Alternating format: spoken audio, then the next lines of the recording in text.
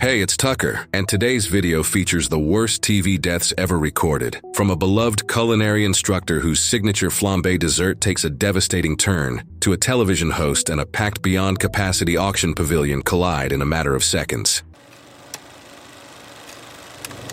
It was July 9th, 2016, when 33-year-old Jetta Howard arrived at the base camp in Chamonix, French Alps, for what should have been a routine mountain rescue operation. Jetta was a Norwegian mountain rescue specialist and paramedic who had been working in alpine rescue operations for 9 years. Known for her technical climbing skills and calm demeanor during high-stress operations, she had successfully participated in over 200 mountain rescues. The rescue operation involved extracting an injured climber from a steep rock face at approximately 11,150 feet elevation on Mont Blanc. A documentary crew had been filming a series about mountain rescue operations and had been granted live relay access for a regional alpine emergency broadcast, with helicopter footage transmitted in real time to local television affiliates. The injured climber, a German tourist, had fallen approximately 30 feet and sustained a compound leg fracture requiring immediate helicopter extraction. Weather conditions were marginal for helicopter operations, with gusty winds averaging 25 miles per hour and occasional stronger gusts. Jetta had been selected as the rescue specialist to be lowered from the helicopter due to her experience with technical extractions. The helicopter pilot was a French aviator with 22 years of alpine flying experience. The helicopter departed with Jetta secured in a rescue harness connected to a 100-foot steel cable winch system. The helicopter reached the injured climber's position and began hovering approximately 80 feet above the rock face. Jetta was lowered from the helicopter while carrying medical equipment and a rescue litter. She reached the injured climber and began assessing his injuries while communicating with the helicopter crew via radio. While Jetta was securing the climber into the rescue litter, a sudden wind gust estimated at 40 miles per hour struck the helicopter from the west. The helicopter was pushed approximately 50 feet eastward, causing the cable to swing dramatically. A second, stronger gust struck the helicopter, causing it to drop approximately 30 feet suddenly. The sudden descent created slack in the cable, which then snapped taut again, creating a violent whipping motion. Jetta was caught off balance and lost her grip on the rock face. The helicopter was struck by a third gust, an updraft that lifted the aircraft suddenly upward approximately 40 feet. The rapid ascent put extreme tension on the cable system, which was rated for 2,000 pounds but was now supporting dynamic loading. The cable attachment point on Jetta's harness, a carabiner that had been in service for 4 years, failed under the stress. Investigators later determined that the violent swing had side-loaded the gate, twisting it out of alignment. The carabiner gate broke open under the load, and Jetta separated from the cable, beginning an immediate free fall from approximately 95 feet above the rock face. Her body fell for approximately 2.1 seconds, rotating backward as she dropped. She struck a sloping rock face at approximately 52 miles per hour, impacting primarily on her back and left side. The initial impact fractured her spine at T7 and T8 vertebrae, shattered her left shoulder blade, and broke 4 ribs. Her body bounced off the sloping rock and continued falling, tumbling through the air for another 40 feet before striking a second, more vertical rock face. The second impact occurred head first, crushing her helmet and fracturing her skull in multiple places, with bone fragments driven into her brain tissue. She bounced again and fell another 60 feet, her body now limp, before striking a narrow ledge. The final impact broke both legs, her pelvis, and her right arm. She came to rest approximately 195 feet below her initial position. The entire fall was captured by both the helicopter-mounted camera and a fixed base camp relay feed. The footage was still transmitting live when the fall occurred, giving viewers only a few seconds of the incident before the broadcast was abruptly cut from the control room. The injured climber witnessed the fall directly from his position in the rescue litter. A second rescue team reached Jetta's position, finding her unresponsive with massive trauma. Jetta Howard was pronounced dead at the scene from multiple traumatic injuries incompatible with life. Investigation revealed the carabiner failure was due to metal fatigue from repeated loading cycles, leading to new equipment replacement protocols. The injured climber survived but required extensive psychological treatment. It was July 4, 2017, in Sacramento, California, at a small outdoor event space. Morning conditions showed clear skies with a temperature of 82 degrees Fahrenheit and light southwest winds. The National Weather Service had issued a heat advisory for the Sacramento Valley, with forecast temperatures reaching 104 degrees Fahrenheit by mid-afternoon. Thomas Mitchell, 51, was a former restaurant owner who had lost his business to bankruptcy 6 months earlier. Mitchell was appearing on a morning show to demonstrate Independence Day grilling techniques as part of holiday programming. His restaurant experience included extensive commercial cooking, but limited experience with outdoor propane equipment. Holiday preparations were underway across the park, with early picnic groups settling near the river as temperatures climbed. Metal surfaces around the cooking areas had already warmed, and a few visitors later recalled a faint fuel odor near the grill.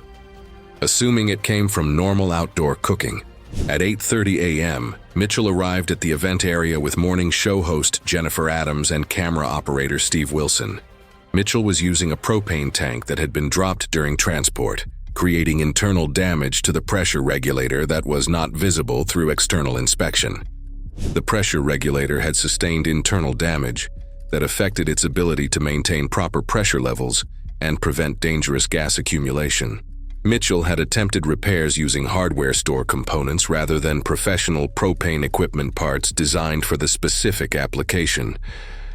The live broadcast began at 9 a.m. during holiday programming. Mitchell positioned himself at a large outdoor grill to demonstrate seasoning techniques and cooking methods for holiday barbecues. At 9:17 a.m., while lighting the grill for his demonstration, the damaged pressure regulator allowed unburned propane to accumulate inside the grill housing. When Mitchell activated the ignition system, the gas ignited in a sudden flash fire that extended outward from the grill. The ignition caused a rapid burst of flame that enveloped Mitchell and ignited his clothing, producing a brief fire plume around the grill area.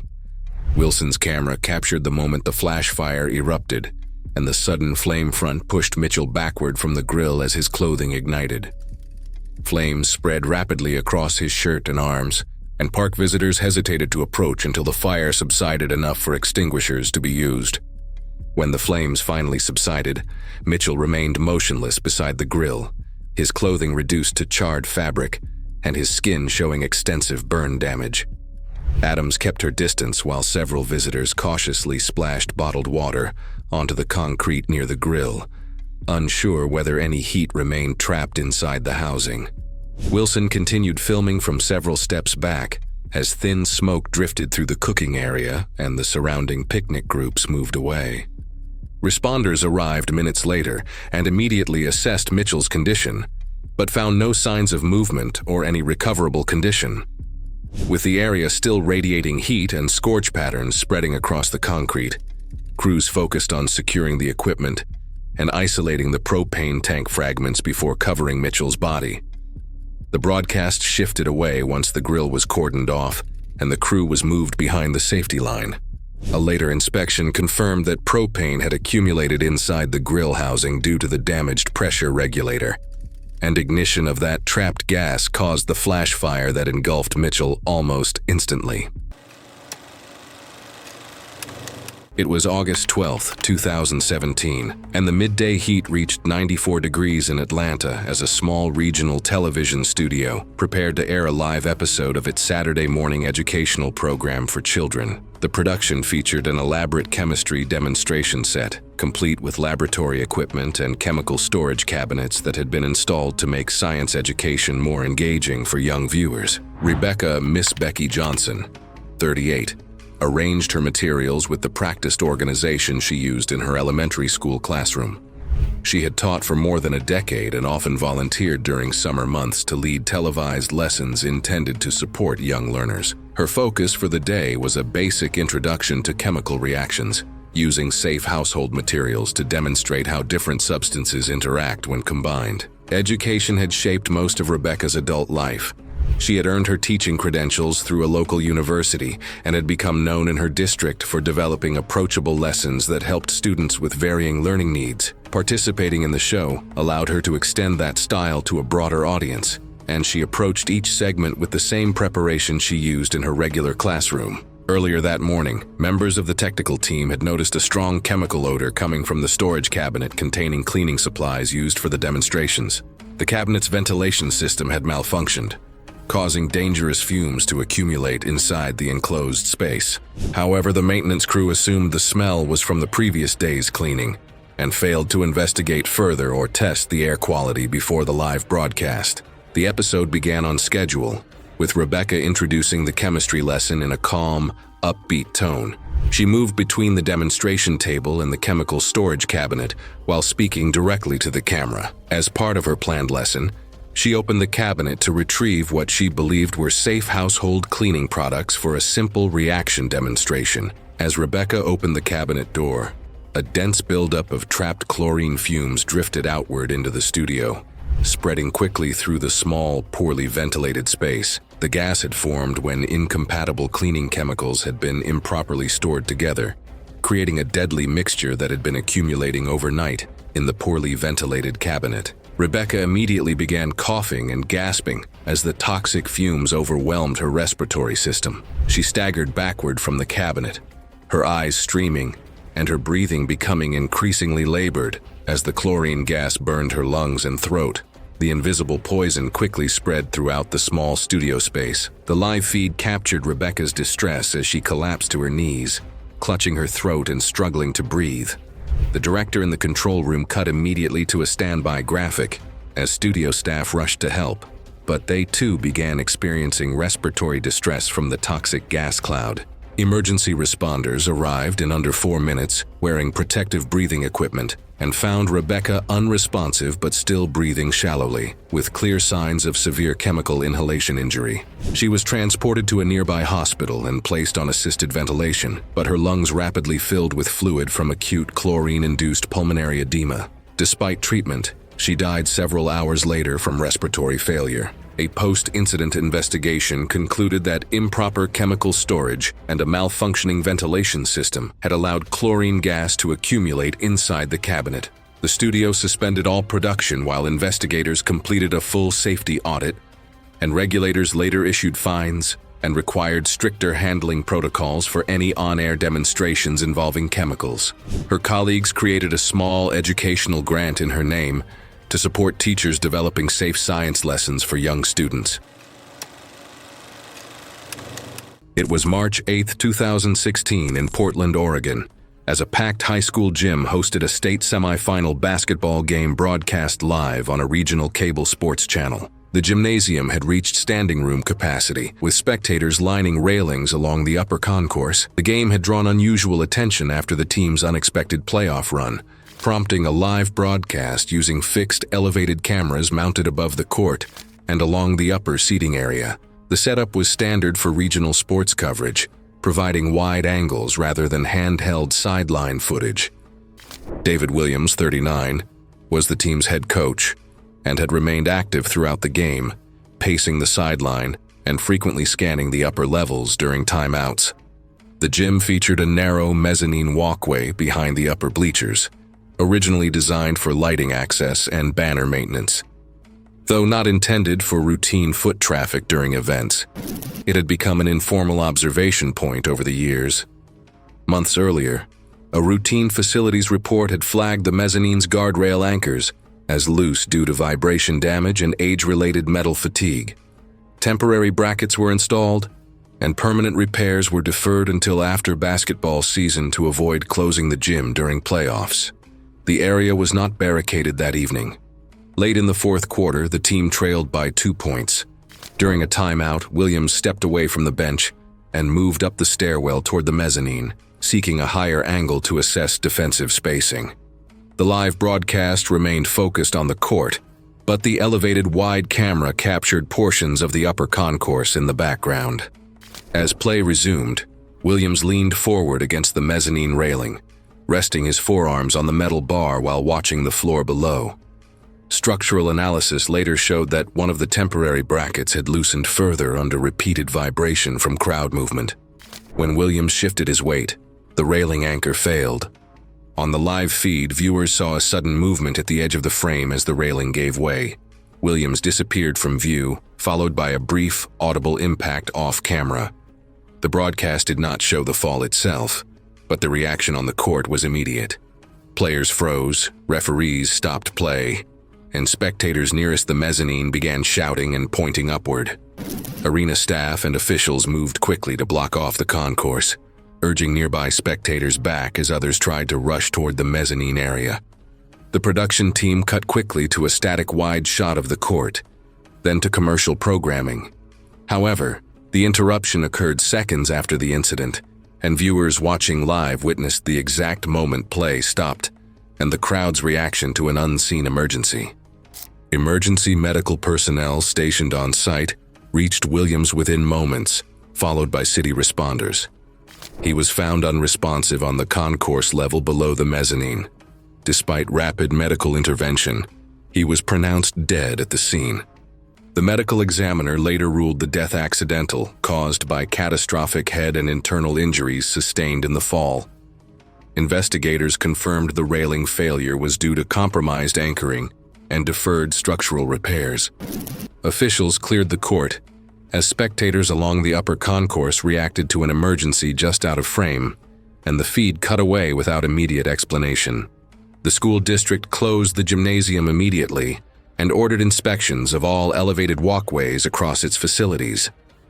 Regulators cited deferred maintenance and improper use of temporary structural supports. It was September 9, 2015. The morning air in Łódź, Poland carried the familiar hum of industrial machinery as workers began their shifts at the city's largest textile manufacturing complex. What should have been a routine tour would become one of the most horrific industrial accidents ever broadcasted live. The tour was airing live on a business-focused television program, broadcast in real time from the factory floor. Piotr Lewandowski was a 38-year-old marketing consultant turned TV personality entrepreneur. Despite having no manufacturing experience beyond a few marketing contracts with industrial clients, he confidently featured factory tours as content that would demystify modern production for small business owners. Colleagues who knew him from his consulting days later described him as routinely dismissive of operational safety concerns.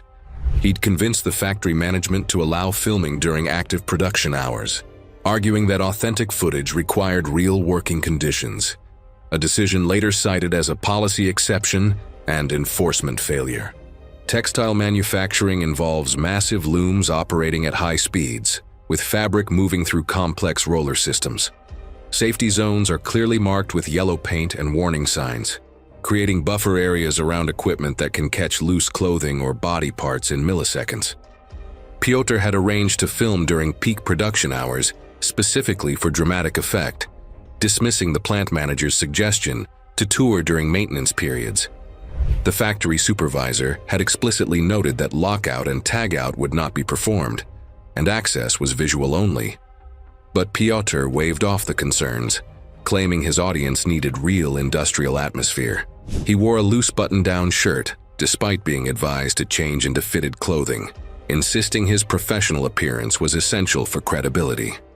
Piotr positioned himself next to a massive industrial loom to explain fabric production speeds to viewers. Yellow warning lines clearly marked the danger zone around the machinery, but Piotr stepped beyond them to keep the equipment in frame behind him. His camera operator, a freelancer hired for the day, also crossed the line in violation of site rules, following his movements without questioning the positioning. The loom's massive rollers spun at full speed just 3 feet away, processing cotton fabric in continuous sheets. As Piotr gestured toward the machinery while speaking to his camera, his loose shirt sleeve brushed against the loom's intake roller. The fabric caught instantly, and in less than 1 second, the machinery pulled his entire arm into the mechanism. Piotr was yanked forward violently, his shoulder dislocated as parts of his torso twisted against the machine's frame. The camera fell to the concrete floor, but continued transmitting live. capturing audio of emergency alarms and machinery noise echoing across the factory floor.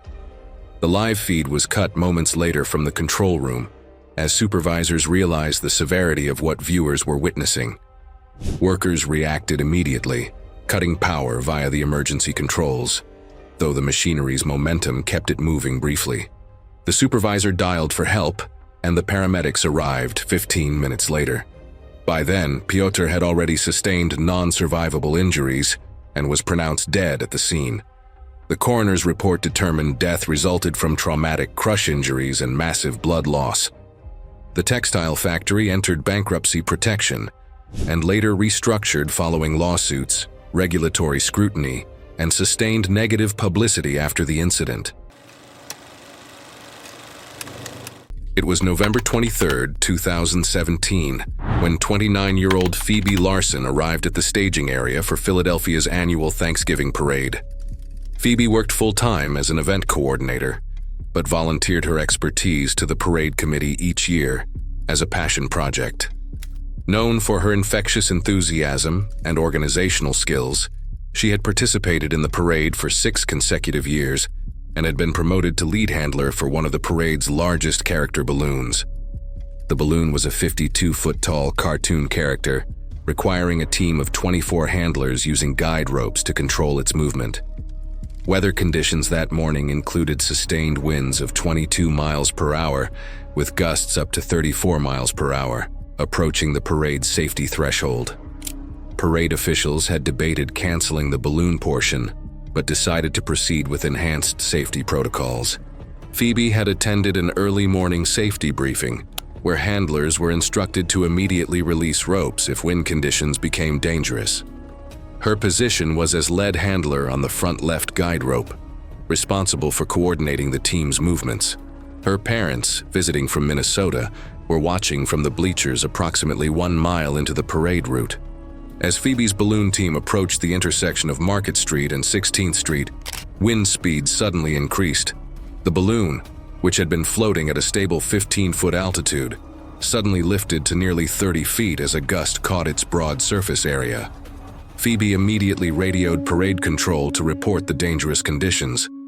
A second, stronger gust estimated at 43 miles per hour struck the balloon from the west, causing it to tilt dramatically eastward and rise another 20 feet. The sudden upward force lifted 3 handlers on the eastern side completely off their feet. Phoebe shouted to her team to hold steady while the balloon continued rising. The balloon reached approximately 65 feet in altitude, and the guide ropes were at maximum tension. The front left rope that Phoebe was gripping suddenly snapped at a connection point near the balloon. The severed rope, still under extreme tension, recoiled violently downward and backward, the frayed end traveling at approximately 70 miles per hour. The rope struck Phoebe across her face and neck, the impact fracturing her jaw, shattering her left cheekbone, and crushing her larynx. She was thrown backward approximately 6 feet by the force of the impact, landing on her back on the asphalt parade route, with her head striking the ground. The impact with the ground caused a basilar skull fracture and immediate loss of consciousness. Blood began flowing from her nose, mouth, and left ear, classic signs of severe head trauma, while her body exhibited rigid posturing with arms and legs extended. Parade officials immediately halted the procession, and emergency medical personnel rushed to Phoebe's location. She was found unresponsive with irregular breathing and a weak pulse. Her pupils were unequal, the left dilated and non-reactive, the right constricted, indicating severe brain injury and increased intracranial pressure. Paramedics established an airway and began ventilation while preparing for immediate transport to the nearest trauma center.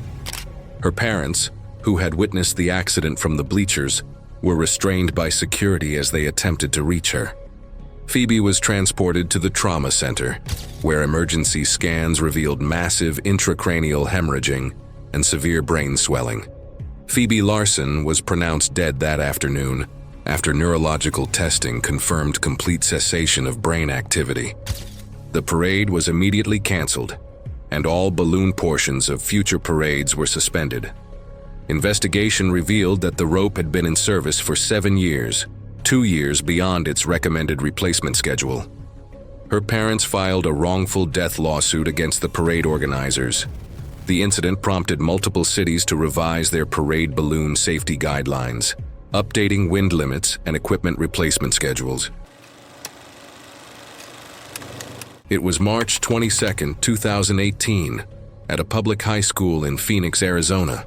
Morning conditions showed clear skies with temperature at 78 degrees Fahrenheit and light southeast winds. The school's aquatic facility had recently completed extensive resurfacing work, creating more slippery conditions than the previous surface material. Rebecca Martinez, 44, was the school's swimming coach, conducting a live educational broadcast for the local public access channel during National Water Safety Week. Martinez had been taking prescription medication for chronic back pain that included warnings about potential effects on balance and coordination.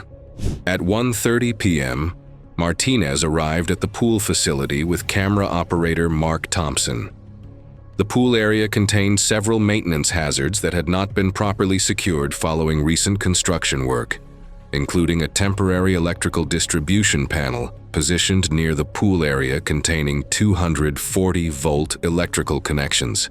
The electrical panel had been left energized to power pool systems during the transition period between construction completion and final electrical inspection.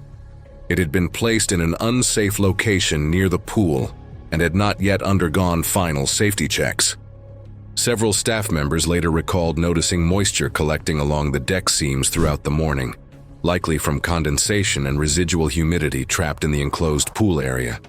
A few commented that the new surface seemed unusually slick even before filming began, but assumed it was normal for freshly applied coatings.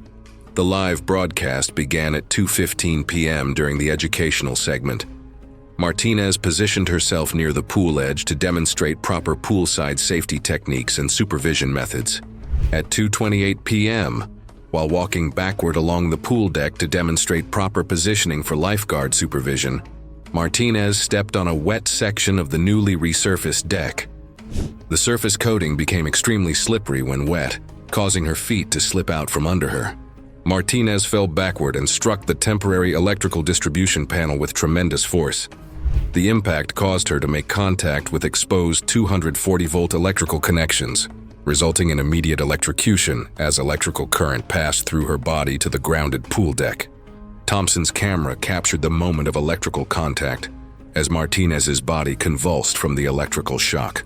The sound of electrical arcing was audible through the broadcast audio system, and visible sparks were captured by the camera.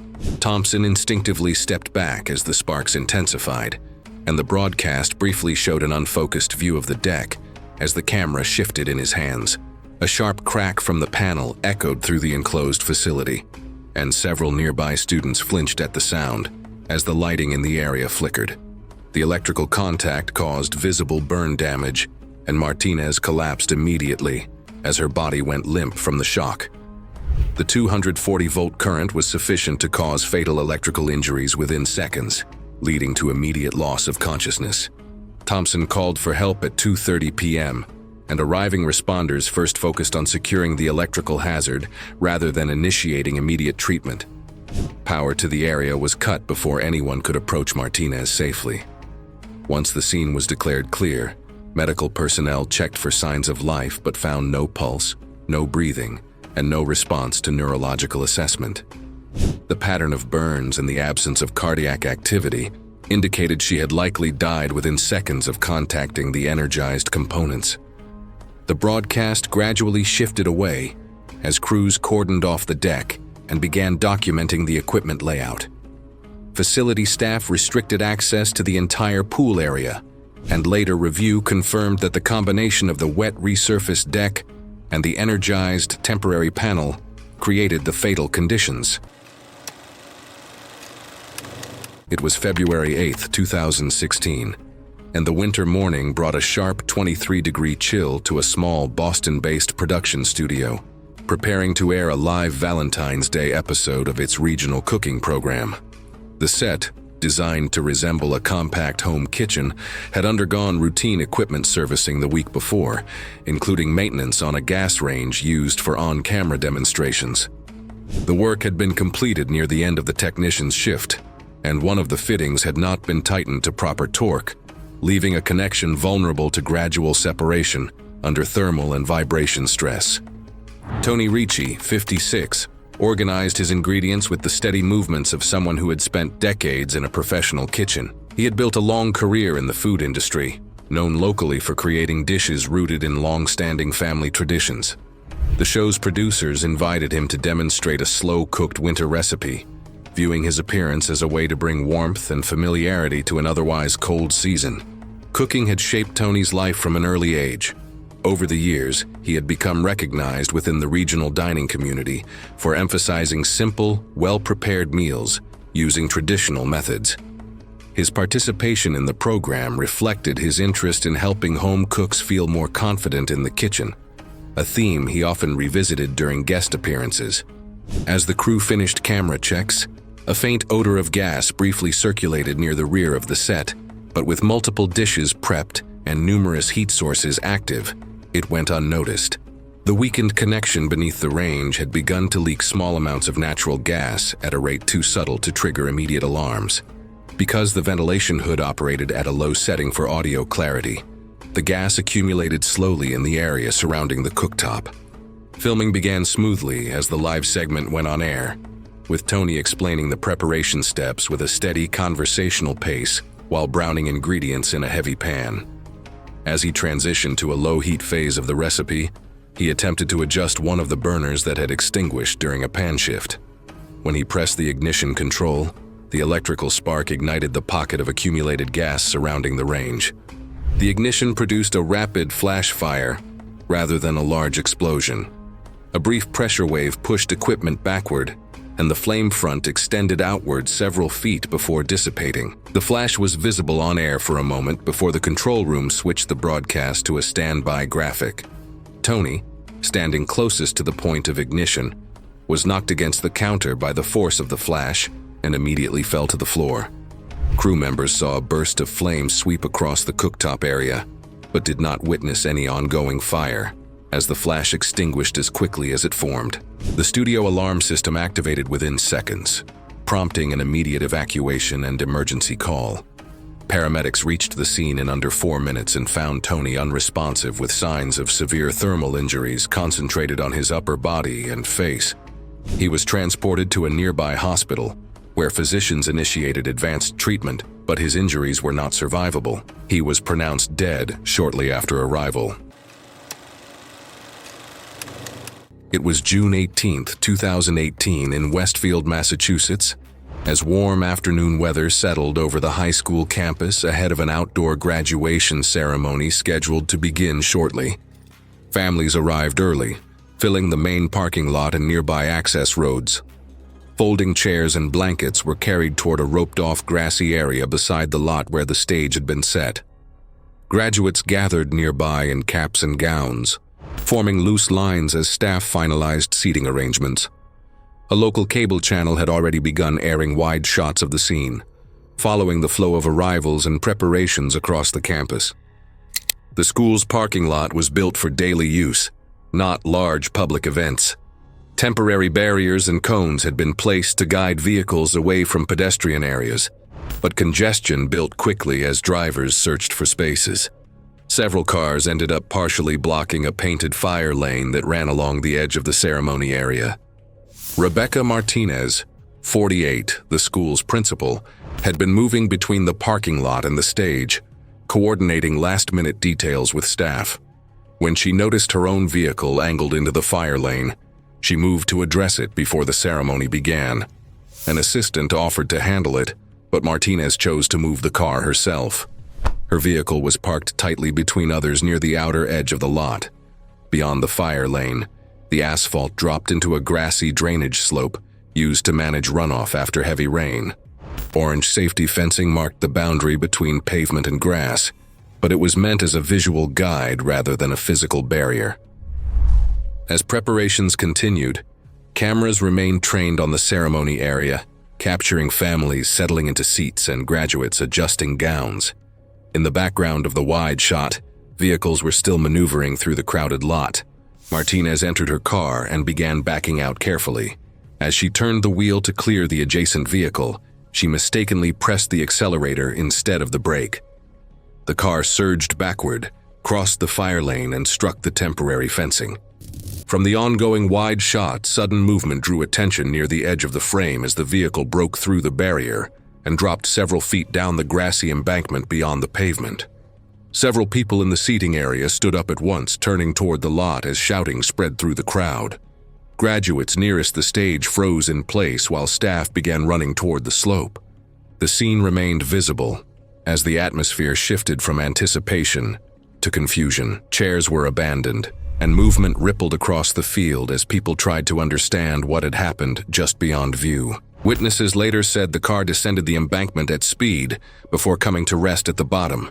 Parents and staff reached the vehicle within seconds. Emergency responders who had been assigned to the event arrived quickly and began medical intervention before transporting Martinez to a nearby hospital. She was pronounced dead shortly after arrival. The medical examiner ruled her death accidental, citing catastrophic injuries sustained during the crash. Investigators determined that pedal misapplication, combined with the sloped terrain beyond the parking lot, caused the loss of control. The temporary fencing was found to be incapable of stopping a vehicle. The graduation ceremony was postponed. In the days that followed, the district reviewed traffic flow and safety planning for large events, focusing on vehicle placement and barrier use near pedestrian areas.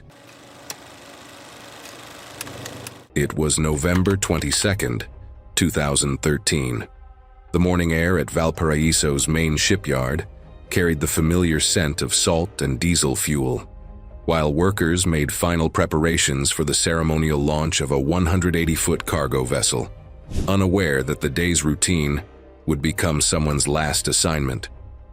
Diego Rojas, a 35-year-old correspondent, had built his reputation live covering Chile's maritime industry for 8 years. The launch coverage that morning was airing live on regional television, broadcast in real time from the shipyard. His colleagues at the television station respected his technical knowledge and fearless approach to getting dramatic footage. Diego specialized in maritime launches, understanding the complex engineering behind moving massive vessels from dry dock to water using gravity, grease, and precisely calculated momentum. Ship launches require vessels weighing hundreds of tons to slide down angled rails into water, with timing and positioning critical to prevent catastrophic accidents during the uncontrolled descent. Diego's confidence around ships had earned him exclusive access to restricted areas that other journalists couldn't reach. His editor had specifically requested close-up footage of the hull entering water for their evening maritime segment. Previous launches had made Diego somewhat complacent about safety protocols, often positioning himself closer to the action than harbor officials recommended. He'd covered dozens of similar ceremonies without incident, likely developing an almost casual attitude toward the inherent dangers. That morning, shipyard engineers had miscalculated the friction coefficients on the launching rails due to recent rainfall that had washed away protective grease. The 400-ton vessel was expected to descend at a controlled pace, but reduced friction caused it to accelerate far faster than engineers anticipated. Harbor officials issued standard safety warnings to media personnel, establishing a 50-foot exclusion zone around the launch area. Diego entered the exclusion zone against explicit warning. His cameraman later stated that Diego dismissed the precautions as overly conservative, having witnessed similar launches from closer distances.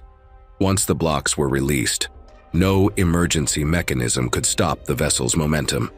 Diego positioned himself directly between the concrete quay and the ship's hull, seeking dramatic angles that would capture the vessel's massive scale as it entered the water. His cameraman warned him about the tight space, but Diego insisted the footage would be worth the risk. At 11:45 in the morning, the ceremonial bottle broke against the bow, and workers released the restraining blocks. The ship began its descent faster than anyone anticipated.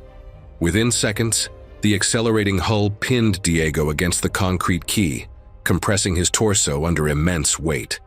His chest suffered massive compression, his ribcage crushed inward and internal organs severely damaged, while the hull continued its momentum for several seconds before settling into the water. Diego was incapacitated instantly. Survival under the 400-ton load was impossible. Workers at the shipyard called for help without delay. though paramedics arrived 12 minutes afterward to discover Diego had already died. The brief live broadcast later became crucial evidence in the subsequent safety investigation. The coroner determined multiple internal organs were severely damaged by the crushing force, consistent with unsurvivable injuries. The Maritime Authority conducted an investigation into how media personnel and Diego were allowed into the hazard area. Diego's funeral drew hundreds of dock workers and journalists who remembered his dedication to maritime reporting. It was September 22, 2019, when 47-year-old Dominic Hayes arrived at the Riverside Tower construction site in Portland, Oregon, to conduct a safety inspection for the city's building department. Dominic was a Canadian structural inspector contracted under an international peer review compliance agreement, with years of experience evaluating high-rise projects across North America. Known for his meticulous attention to detail, he was specifically requested to assess the tower's steel framework before the next phase of construction could proceed. The Riverside Tower was a 40-story mixed-use building that had reached the 28th floor when concerns arose about welding quality in the steel beam connections. Dominic had reviewed contractor reports showing some irregularities, but had been told by the construction foreman that all critical joints had been re-inspected and certified safe for his walkthrough. His colleague Sarah had questioned the timing of the inspection, but Dominic trusted the contractor's assurances. The inspection team included project manager Lisa Rodriguez, safety coordinator Jake Morrison, and a building department photographer. The assessment required Dominic to examine beam connections on the 28th floor while documenting any visible defects in the steel framework. The inspection began with Dominic positioned near the building's northeast corner, explaining proper welding techniques while moving systematically along the exposed steel beams. A sudden metallic shift rang through the steel frame. Not a clean ping, but the deep scraping sound of a connection slipping under load. At the time, the inspection team assumed it was just thermal movement in the beams, a common sound on unfinished floors, and no one recognized it as the onset of structural failure. Investigators later determined that the noise originated from a critical load-bearing joint, where substandard welding had left a hidden flaw. Once the connection slipped, the compromised weld fractured instantly under stress. Within moments, the failure spread to adjacent connections, causing a localized collapse limited to the northeast corner between the 28th and 26th floors. The drop halted when the load was redistributed across lateral bracing and intact crossbeams, preventing full progressive collapse of the tower. The floor began sagging toward the center.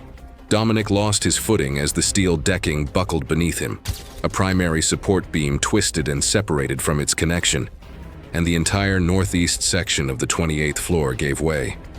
The floor section dropped in a pancaking motion with Dominic falling through the failing structure. He dropped approximately 15 feet through twisted steel and debris before his body struck a horizontal I-beam at roughly 20 miles per hour. The impact broke his right arm, several ribs, and caused internal bleeding, but he remained alert and tried to grab onto the beam as the collapse continued. The partial floor failure extended downward through 2 additional levels before stabilizing, sending debris and structural members cascading through the open framework. As his body fell through the dust and twisted steel, the site's documentation drone, hovering in a fixed survey position, only caught a brief, obscured glimpse of movement before losing visual in the debris cloud. Dominic's body struck a concrete foundation wall at ground level at an estimated 45 miles per hour. His descent had been partially slowed by secondary impacts and structural interference during the collapse, preventing a full free-fall acceleration. The impact dislocated his shoulder and fractured his collarbone, while his torso compressed against the wall, causing severe internal injuries, including a punctured lung and damaged spleen. He sustained catastrophic internal injuries and was likely killed on impact. The collapsed floor section crashed down seconds afterward, burying much of the area in twisted steel and concrete debris. The drone, still hovering in its fixed survey position, passively recorded the aftermath. In the wide-angle feed, Dominic's body could be seen partially visible among the wreckage. Emergency responders needed over an hour to safely navigate the unstable debris field. Dominic Hayes was pronounced dead at the scene, along with 3 construction workers. It was September 8, 2015, above Interstate 405 in Los Angeles, California.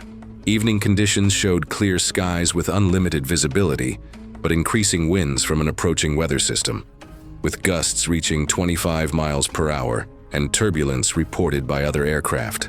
Robert Hayes, 33, was a traffic reporter who had transitioned from commercial aviation after losing his airline position due to industry downsizing. Hayes had been conducting traffic reports for 18 months and was known for flying at lower altitudes than recommended to capture dramatic footage. At 5:15 p.m., Hayes departed from a local airfield in a Robinson R-44 helicopter for routine rush hour coverage. The aircraft had been experiencing intermittent engine warning lights that Hayes had not reported to maintenance personnel, believing them to be false indicators. The live broadcast began at 5:45 p.m. during peak traffic coverage. Hayes was providing updates while hovering at 400 feet above the Interstate 405 and Interstate 10 interchange, significantly below the recommended minimum altitude for traffic reporting operations. The Robinson R-44 requires a minimum of 500 feet of altitude for successful auto-rotation under ideal conditions. Hayes's operating altitude of 400 feet provided insufficient margin for emergency procedures, particularly in the urban environment, with obstacles and limited landing options. At 5:52 p.m., while maneuvering in gusty wind conditions to capture footage of a traffic accident, Hayes experienced complete engine failure during the maneuver. Later assessment of the recovered components indicated the engine had suffered critical internal damage that caused the loss of power during the maneuver. At the low altitude Hayes was operating, the sudden loss of engine thrust left no practical opportunity to establish a controlled auto-rotation. Witnesses monitoring the broadcast reported a brief emergency transmission, noting an engine failure just before the helicopter began a rapid, uncontrolled descent. The transmission ended abruptly, and the live feed showed the helicopter descending too rapidly for any recovery attempt. The combination of low altitude, turbulence, and the urban environment left insufficient time and space for a successful auto-rotation. Multiple ground-based traffic cameras captured the helicopter's uncontrolled descent toward the busy Interstate 405 corridor. Footage showed Hayes making control inputs during the descent, but the low altitude and urban layout left no viable emergency landing options. The helicopter struck a concrete overpass support structure during the uncontrolled descent. The impact occurred at 5:54 p.m. and was captured live by the traffic cameras feeding into the station's rush hour coverage. The concrete support structure was designed to withstand vehicle impacts, but created an immovable obstacle for the descending aircraft. The impact ruptured the fuel system, and a fire began burning around the wreckage. Emergency crews arrived at 6:02 p.m. and found Hayes with injuries incompatible with survival. Later examination confirmed Hayes died from massive blunt force trauma during the high-speed impact with the concrete support structure. Several traffic camera feeds continued transmitting smoke and debris scattered across the roadway until responders blocked the surrounding lanes and redirected the cameras away from the wreckage. After the final camera feed was shifted off the crash site, the station moved on from the live segment. The sequence of events indicated that the sudden engine failure at low altitude left no usable options for emergency descent, making the impact unavoidable once the helicopter began losing lift. It was April 3, 2014, when a warm 78-degree afternoon settled over a small regional news studio on the outskirts of Phoenix. The weekly community feature segment was running on a tight budget like always, and the aging facility showed it: flickering lights, intermittent power dips, and equipment that had been patched together for years. Staff had reported brief shocks from handheld microphones earlier that week, but with no backup gear and no maintenance staff available, the issues had been logged and ignored. Lieutenant Colonel Marcus Vargas, 52, sat under the overhead lights as a technician applied quick powder to reduce shine. The Army veteran had recently returned from his 4th deployment and had been nominated by a local veterans group for the station's Community Impact series. He preferred to keep a low profile, but he agreed to the feature after learning the segment focused on service, not combat stories. Marcus had built a 3-decade career in the Army, following the path of his father and grandfather before him. He and his wife Sarah had juggled constant relocations, deployments, and parenting 3 children. Now, with retirement 2 years away, he hoped to earn a master's degree in education and eventually teach high school history. The studio's electrical issues surfaced again minutes before going live when one of the overhead fixtures flickered sharply, but the crew assumed it was another harmless power dip. When the cameras rolled, the interview progressed smoothly. Marcus spoke with calm clarity about mentorship, leadership, and his plans to teach after leaving the service. The anchors appreciated his steadiness on camera, and the control room continued the segment as planned. Mid-sentence, a loud pop sounded from the junction box feeding the studio's lighting grid. A brief electrical fault surged through a damaged grounding wire that ran beneath the interview set. The metal-framed chair Marcus was sitting in became energized for a fraction of a second, long enough for a lethal current to pass through his body before the circuit breaker tripped. Marcus stiffened instantly, his posture freezing as his muscles seized. His hands clenched at the armrests, and he slid sideways in the chair. The anchors, startled, paused mid-question, unsure whether he was fainting or reacting to something off-camera. The control room cut to a standby graphic only after noticing the sudden collapse. When the crew reached him, Marcus was unresponsive and showing no signs of breathing. A faint electrical odor lingered near the base of the chair, and a scorched mark on the metal frame indicated where the current had traveled. Paramedics arrived in under 3 minutes, beginning CPR and attempting defibrillation, but his heart remained in persistent cardiac arrest. He was transported to a nearby hospital, where he was pronounced dead shortly after arrival. OSHA investigators later determined that outdated wiring, inadequate grounding, and deferred electrical maintenance had created conditions for a low-voltage but still lethal electrical fault. The station received multiple citations and was forced to complete a full electrical overhaul before resuming broadcasts. Marcus's family pursued a wrongful death settlement, and local stations across the region quietly adopted updated electrical inspection requirements to prevent similar incidents. It was July 4th, 2015, in Riverside, Iowa, as extreme heat settled over the town during its annual Independence Day celebration at the community center. By mid-afternoon, temperatures had climbed to 94 degrees, and the outdoor festival was operating at full capacity. Food stands lined the grounds, shade tents were packed, and a raised platform near the pavilion had been set up for the event's most anticipated attraction, a charity hot dog eating contest. A local cable access channel carried the festivities live, using a single fixed camera trained on the platform and the crowd beyond it. The contest had been running for years without incident. Contestants stood shoulder to shoulder behind folding tables, each with trays of hot dogs and buns arranged in front of them. Rules were simple. 10 minutes, eat both bun and sausage, water allowed. No medical staff were positioned at the stage itself, though volunteer responders were stationed elsewhere on the grounds for the holiday crowd. Eleanor Chen, 45, the town's sitting mayor, took her place among the contestants. She had participated before as a way to stay visible at community events, and her presence drew extra attention from spectators. As the countdown ended, the camera captured the contestants leaning forward as the contest began. The first several minutes unfolded routinely.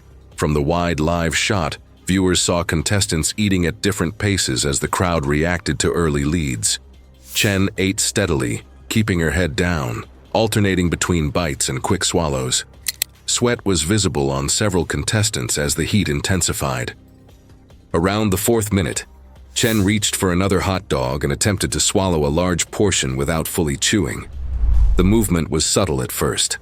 On camera, she paused mid-motion, her shoulders tensing as she straightened abruptly. She took a step back from the table, one hand rising toward her throat. At first, it appeared she might simply be coughing. Other contestants continued eating. Within seconds, Chen bent forward sharply. The camera captured her knocking into the table as trays slid and hot dogs rolled onto the platform. She dropped to her knees and then collapsed forward, partially out of frame. Spectators closest to the stage reacted immediately. Several people climbed onto the platform as others shouted for help. The live broadcast continued to show the sudden rush of bodies and the confusion around the table before the production cut to a wider crowd shot, and then abruptly away from the feed. Witnesses later stated that Chen was unresponsive when help reached her. Attempts were made to clear her airway, but she had already lost consciousness. Emergency responders arrived from elsewhere on the grounds and initiated resuscitation efforts before transporting her to a nearby hospital. She was pronounced dead shortly after arrival. The medical examiner later determined that Chen died from accidental asphyxiation caused by a complete airway obstruction. The obstruction was consistent with a compacted piece of food lodged deep in the upper airway. Investigators noted that once she collapsed, standard choking interventions were no longer effective. Because the incident occurred during a live broadcast, viewers saw the precise moment the contest unraveled. The sudden pause, the collapse, the rush of people onto the platform, and the abrupt termination of the program. The cable station did not rebroadcast the footage. The contest was permanently discontinued. Event organizers later revised safety planning for public gatherings, requiring closer medical coverage for competitive activities. It was March 4th, 2018. The afternoon heat in Kano's central marketplace pressed down on the crowded auction pavilion, where over 800 people had gathered for a live televised charity fundraiser. Sadiq Musa, a 42-year-old television host, had built his career hosting local fundraising programs for a regional television network, becoming beloved for his animated presentation style and genuine connection with audiences. His background as a former market trader gave him credibility with working-class viewers who trusted his authenticity. For 6 years, he'd specialized in live auction broadcasts that raised money for local schools and medical facilities. Live television auctions in crowded venues present unique challenges, requiring hosts to manage both broadcast timing and crowd dynamics while maintaining energy levels that keep viewers engaged and bidding active. The format demanded constant audience interaction, with hosts frequently moving through crowds to interview bidders and showcase auction items. The network was competing with newer digital platforms for advertising revenue, putting pressure on hosts to create more dynamic content. Sadiq often left the stage to work directly with audience members, a technique that boosted viewer engagement, but required him to navigate dense crowds without assigned security escorts, a practice noted by colleagues as unsafe. His fearless approach to crowd work had become his signature style. That afternoon, the auction pavilion was packed beyond its 600-person maximum capacity, with additional attendees standing in aisles and doorways. Local fire officials had issued warnings about overcrowding, but event organizers ignored maximum occupancy restrictions to maximize fundraising potential. The venue's emergency exits were partially blocked by vendor stalls, reducing evacuation routes. Sadiq noticed the cramped conditions but continued broadcasting, likely trusting that his experience managing crowds would prevent problems. At 3:20 in the afternoon, during a heated bidding sequence for donated livestock, a false report of a structural failure spread through the crowd. The false alarm triggered immediate panic as hundreds of people simultaneously rushed toward the limited exits. Sadiq attempted to restore calm while remaining live on television, but he was quickly pushed into the surging crowd and knocked down within seconds, rather than having the time to intervene safely. His cameramen continued filming from behind and alongside the host, capturing chaotic footage as the crowd surged, partially obscuring Sadiq from view. The crowd's surge pinned Sadiq to the concrete floor almost immediately. Witnesses later reported that he was knocked down and trapped under the surge within seconds, as the crowd surged forward, compressing him against the concrete floor and surrounding bodies. Emergency services were summoned at once by personnel, but ambulances were delayed 18 minutes in reaching the scene because of panicked crowds and obstructed access. Paramedics transported Sadiq to the local hospital, where he was pronounced dead shortly after arrival, despite aggressive resuscitation attempts. The coroner determined Sadiq died from compressive asphyxia and multiple blunt force injuries. Sadiq was one of 7 people killed in the stampede, with over 60 others hospitalized for crush injuries. Subsequent investigations highlighted that overcrowding, blocked exits, and lack of on-site security directly contributed to the fatalities, leading to new regulations requiring mandatory crowd control measures and security escorts for television hosts working in dense public gatherings.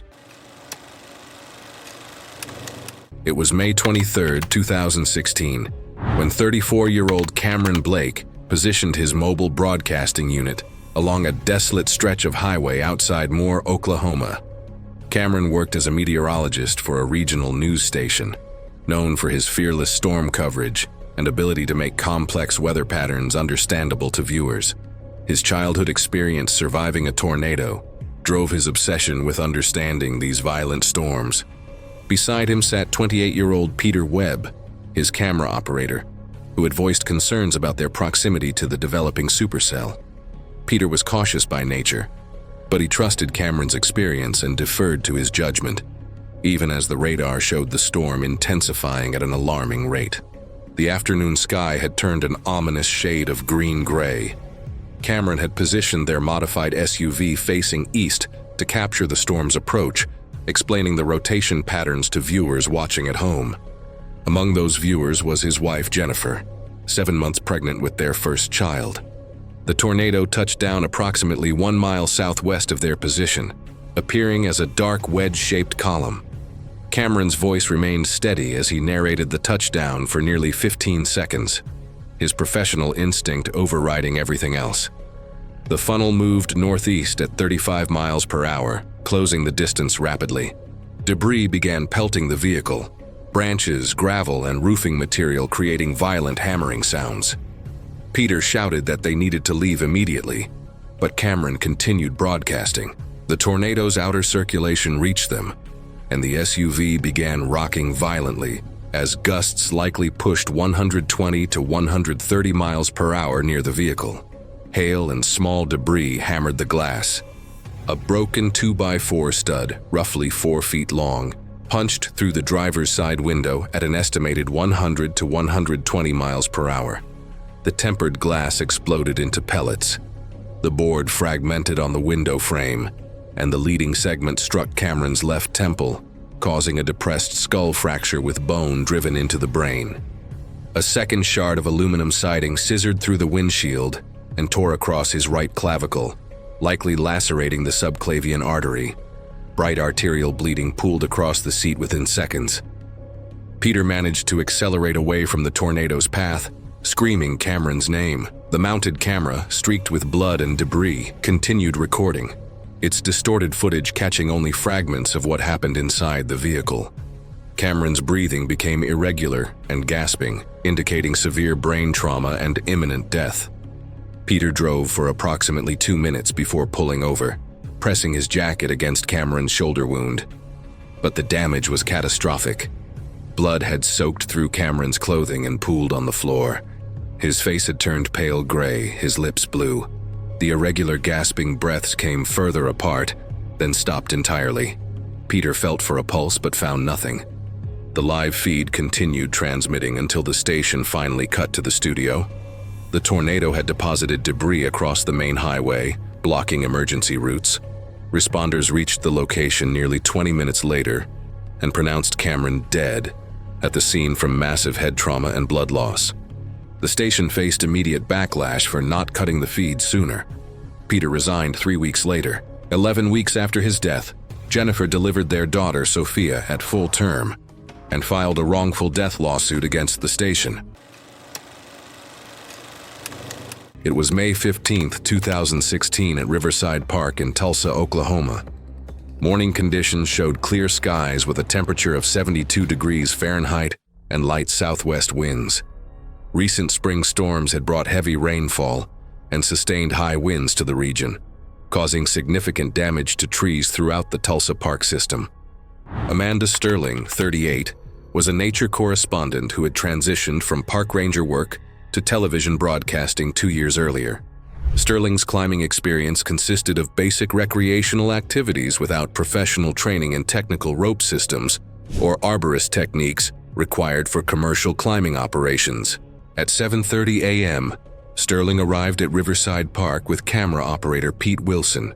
Sterling selected a large oak tree based on its photogenic appearance and proximity to parking areas. However, the tree showed subtle signs of recent storm damage that were not immediately apparent without close inspection by qualified arborists. Park maintenance records later revealed the oak tree had been marked for professional assessment and potential removal due to internal rot discovered during routine safety inspections. The warning tags had been obscured by spring foliage growth and were not visible during Sterling's site selection. Sterling was using borrowed climbing equipment from a recreational climbing group rather than professional arborist gear. The equipment had not been professionally inspected and showed signs of wear, including frayed rope fibers and worn hardware.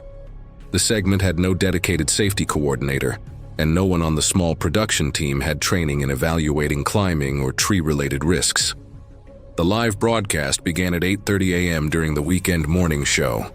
Sterling positioned herself on a branch approximately 35 feet above ground to demonstrate climbing techniques and safety procedures. The branch appeared substantial from ground observation, but had been significantly weakened by internal decay and storm stress. Sterling's climbing rope was attached to the compromised branch rather than the main trunk, violating fundamental tree climbing safety principles. At 8:47 a.m., while repositioning for a better camera angle, Sterling's weight caused the compromised branch to exceed its structural limits. Wilson reported hearing a sharp cracking sound before the branch broke completely at its attachment point. Wilson's camera captured Sterling's fall as she struck multiple smaller branches during descent before impacting the ground head first. The smaller branches provided no meaningful deceleration, but caused additional trauma during the fall. Sterling's head struck exposed tree roots and rocks at the base of the oak tree with tremendous force. Wilson's camera continued recording as Sterling remained motionless, with no signs of voluntary movement or response. Wilson contacted emergency services at 8:49 a.m. while continuing live coverage. Paramedics arrived at 9:03 a.m. and found Sterling unresponsive, with no pulse and no spontaneous breathing. They noted significant external head injuries and no reaction to basic neurological checks. Paramedics attempted resuscitation procedures for 15 minutes, using advanced life support techniques. Despite aggressive intervention, Sterling showed no response to treatment. At 9:18 a.m., emergency medical personnel pronounced Sterling dead at the scene. Later examination confirmed the fatal injuries resulted from the 35-foot fall, with the impact against exposed roots at the base of the oak tree, causing catastrophic damage to her skull and upper spinal structures. The live feed continued during the response as crews worked around the tree, and viewers saw the camera shift back toward the ground position once Wilson was guided away from the area. After several minutes of limited footage showing only the base of the tree and rescue personnel moving equipment, the station quietly ended the segment and transitioned back to studio programming. It was May 15, 2018, and the late spring afternoon brought a mild 72-degree breeze through a small Seattle-based studio as the regional program Pacific Northwest Outdoors prepared to air its live season finale. The set featured a compact indoor trail simulation area used for demonstrating gear, safety practices, and basic wilderness movement techniques. For this broadcast, the production team had arranged a narrow wooden bridge prop to illustrate how hikers could assess footing on unstable or weathered surfaces. Mike Harrison, 44, reviewed the day's materials while checking the demonstration equipment. He had spent more than 15 years guiding small groups through forested terrain across the region, focusing on beginner-friendly education and responsible outdoor habits. His television appearances were meant to help new hikers feel more comfortable navigating trails, and he approached each broadcast with the same measured clarity he used on his guided trips. Mike's path into outdoor education had been shaped by years spent backpacking through state parks and working with youth groups. Over time, he became known within the local outdoor community for teaching practical skills without dramatization, simple, steady techniques to help people avoid getting hurt or lost. The program valued his calm approach, and the finale was built around basic demonstrations meant for families beginning to explore the outdoors in warmer months. Earlier that week, the studio's small bridge prop had undergone adjustments to improve camera visibility. A new support hinge had been installed on one side to allow the structure to fold for storage, but the hinge was not properly secured. During the morning setup, members of the crew noticed a slight shift in the platform when weight was applied near the outer edge. With the segment scheduled tightly, they stabilized the bridge with temporary bracing beneath the center panel, assuming it would remain steady for a brief demonstration. When the live broadcast began, Mike introduced the segment's theme, recognizing unstable terrain and identifying common hazards on maintained trails. He moved along the demonstration area, explaining how weathering and erosion could weaken natural crossings. Approaching the wooden bridge prop, he described the importance of testing footing before fully committing weight. As he stepped onto the structure for the on-air demonstration, the temporary bracing beneath the bridge shifted. The unsecured hinge on the side support rotated unexpectedly, allowing the bridge deck to tilt sharply downward. Mike attempted to adjust his footing, but the sudden drop caused him to fall sideways off the edge of the platform. The live feed showed his unexpected fall for a moment, before the control room cut to a standby graphic. Studio staff reached him within seconds. Mike had landed forcefully on the lower section of the set, striking the side of his torso and head against the rigid support frame beneath the bridge prop. He was unresponsive when the crew assessed him. Emergency responders arrived in under 4 minutes and initiated advanced life support procedures. Mike was transported to a nearby hospital, where medical staff identified severe internal injuries consistent with a high-impact fall onto a rigid surface. Despite continued efforts, he was pronounced dead shortly after arrival. A subsequent investigation determined that the hinge installation had been incomplete and that the temporary bracing did not provide reliable stabilization for live demonstration use. The studio discontinued use of collapsible set pieces and implemented stricter pre-broadcast equipment checks. Colleagues later created a small outdoor safety education initiative in Mike's name to support beginner hikers learning basic field awareness skills. It was August 29, 2017, in Gulf Shores, Alabama, as a slow-moving tropical system pushed severe weather onto the coast, while local stations remained live to cover deteriorating conditions. The storm had not yet reached hurricane strength, but sustained winds and frequent lightning had already prompted evacuation orders for beachfront areas earlier that afternoon. Most residents had cleared out, leaving empty hotels, closed shops, and darkened streets along the shoreline. Despite the warnings, one regional news station maintained a live coastal camera position to document the storm's early impact before conditions worsened. Marcus Thompson, 34, was the station's on-air meteorologist and had been assigned to the beach earlier in the day to provide updates on wind speed, surf conditions, and storm movement.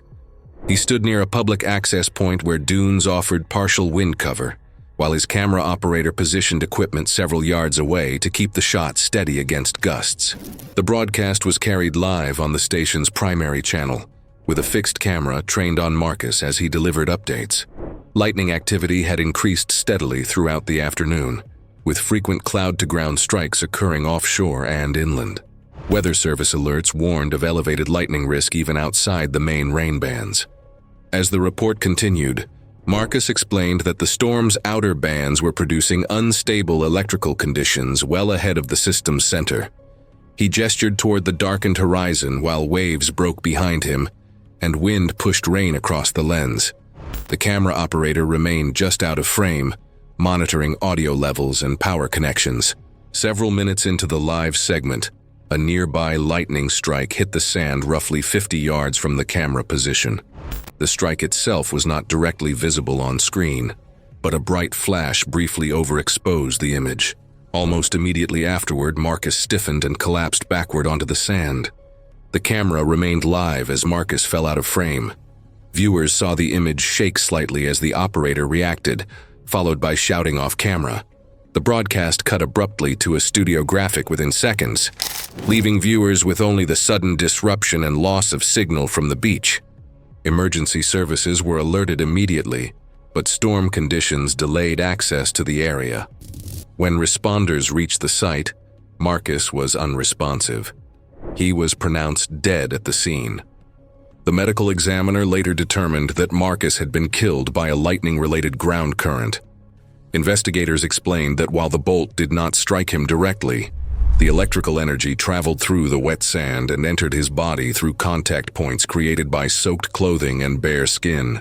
The sudden electrical surge caused immediate cardiac arrest. Review of the live broadcast confirmed that the fatal incident occurred while the camera was rolling. Though the lightning strike itself was not visible, the footage captured the exact moment Marcus collapsed, and the broadcast terminated unexpectedly. The station removed the clip from rebroadcast within hours. In the days that followed, the station suspended all on-location storm reporting from coastal zones. Internal safety reviews concluded that while the storm had not reached hurricane status, lightning conditions alone should have triggered a full pullback. Industry groups later referenced the incident when updating guidelines for live weather coverage, emphasizing that lightning risk often peaks before the most dramatic storm visuals arrive. It was May 14, 2014. The morning air at a small regional wildlife park in the Moravian Silesian region of the Czech Republic carried the familiar scent of hay and animal musk, as staff prepared for what should have been a routine educational broadcast.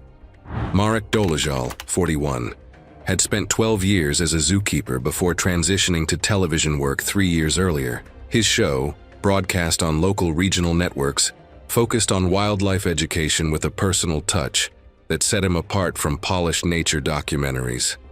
The zoo's insurance company had recently tightened restrictions on media access, specifically discouraging live broadcasts involving direct enclosure entry.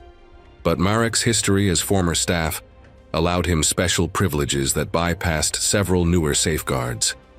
Large ungulates like the European bison require specialized handling protocols due to their unpredictable nature and massive size.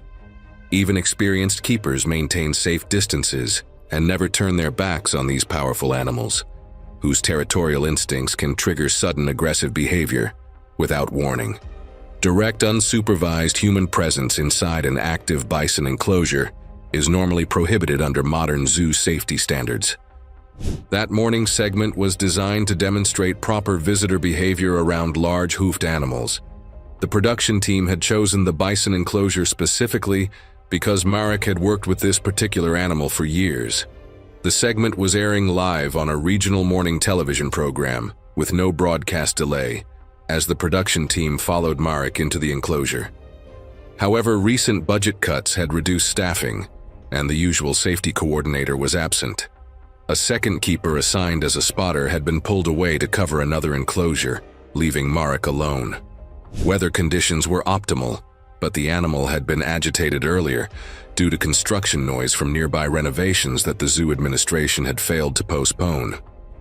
The plan called for Marek to enter the main enclosure alone, positioning himself near the primary gate while explaining safe observation techniques. The entry was a procedural violation that went unchallenged due to Marek's seniority and the pressure of a live broadcast schedule.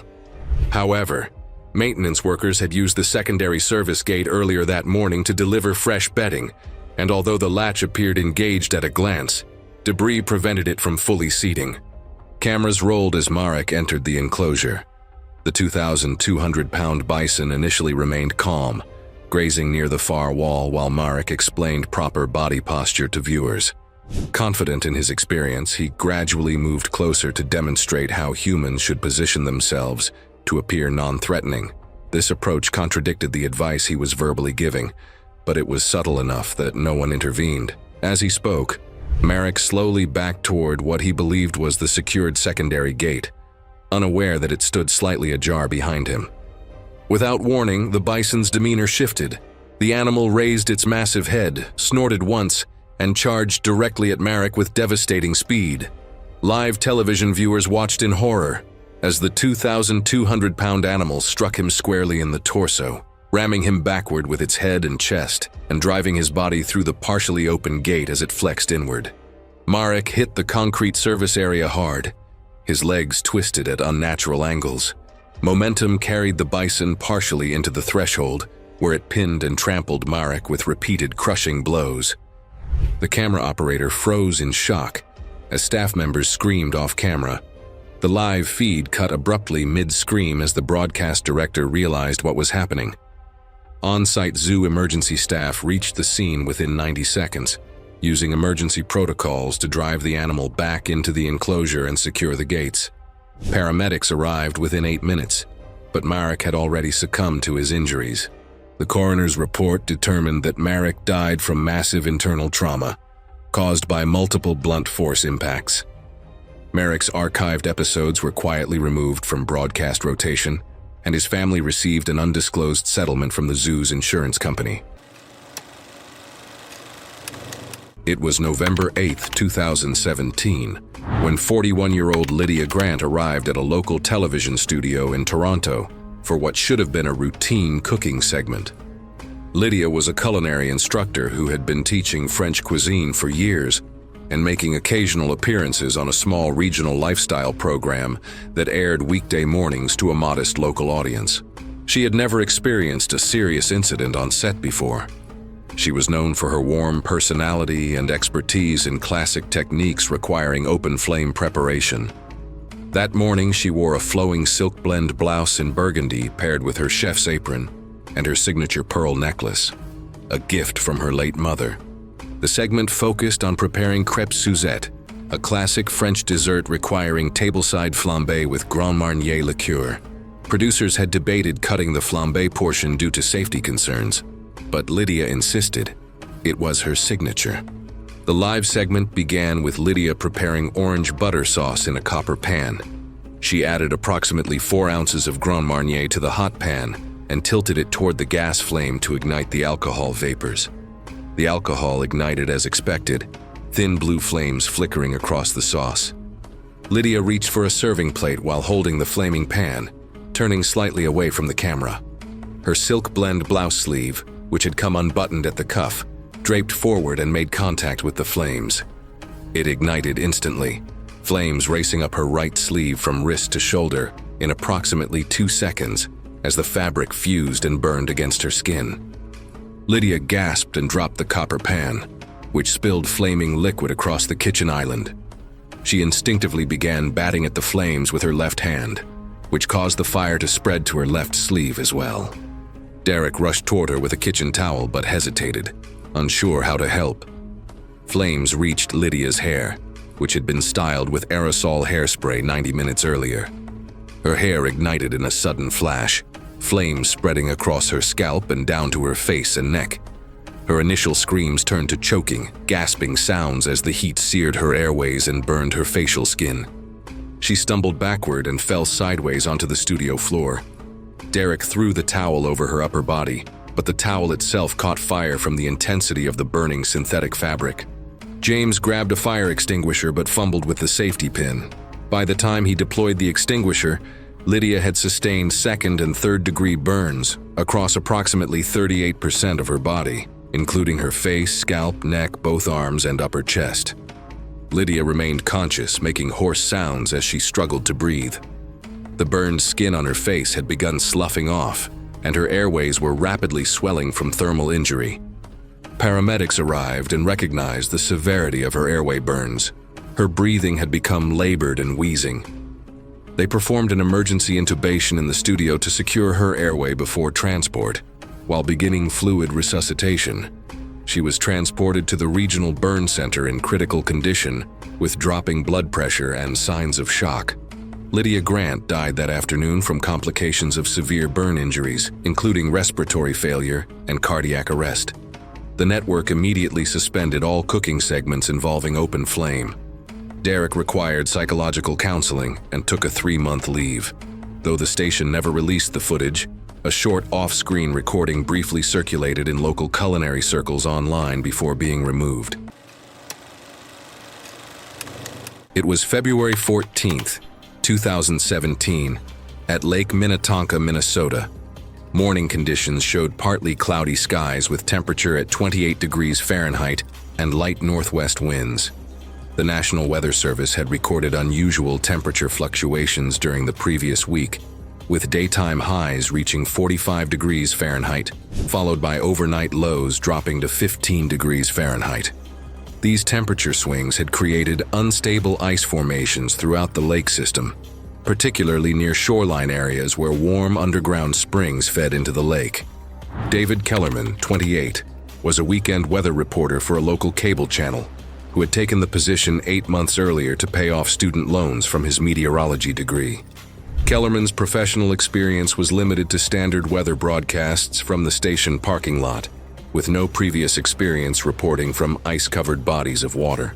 He had been passed over for the main meteorologist position twice, and was attempting to demonstrate his field reporting capabilities through increasingly ambitious outdoor broadcasts. Family members later confirmed that Kellerman was unable to swim, a fact he had never disclosed to his employer. This information was not included in his employment records, and no swimming ability assessment had been conducted during hiring. At 6:45 a.m., Kellerman arrived at the Lake Minnetonka public access with camera operator Anthony Dane and sound technician Lisa Park. Local ice fishermen warned the crew about dangerous ice conditions near the shore, where warm springs created unstable formations. The fishermen advised staying at least 100 yards from the shoreline and recommended testing ice thickness before positioning equipment. Kellerman dismissed the warnings, stating the camera needed positioning closer to shore for optimal shot composition. He expressed confidence in his ability to assess ice safety based on visual inspection and meteorological training, despite having no practical experience with ice conditions. The live broadcast began at 7:23 a.m. during the morning show's weather segment. Kellerman positioned himself 25 yards from shore, where ice thickness measured only 2 inches over moving water, well below the commonly recommended minimum thickness for supporting a person.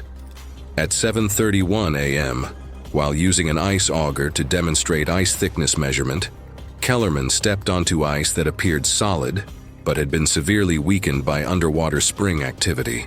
The ice immediately gave way, creating a breakthrough approximately 3 feet in diameter. Dane reported hearing a sharp cracking sound before Kellerman disappeared through the ice surface. Dane's camera captured Kellerman's confused expression before he fell through the compromised ice section. Kellerman surfaced once, gasping and attempting to grab the ice edge. However, his heavy winter coat and boots quickly absorbed water and pulled him beneath the surface. On camera, he surfaced once and released a sharp gasp before slipping under again. Rescue personnel later noted the pattern was consistent with cold water shock contributing to rapid water inhalation. Dane contacted emergency services at 7:33 a.m. while the broadcast continued. A water rescue team arrived at 7:48 a.m. with cold water gear and located Kellerman at 8:02 a.m., about 15 feet from the breakthrough point, trapped beneath the ice shelf. He was brought to shore, where paramedics began CPR and rewarming procedures using standard hypothermia protocols. Efforts continued for 12 minutes with no signs of recovery.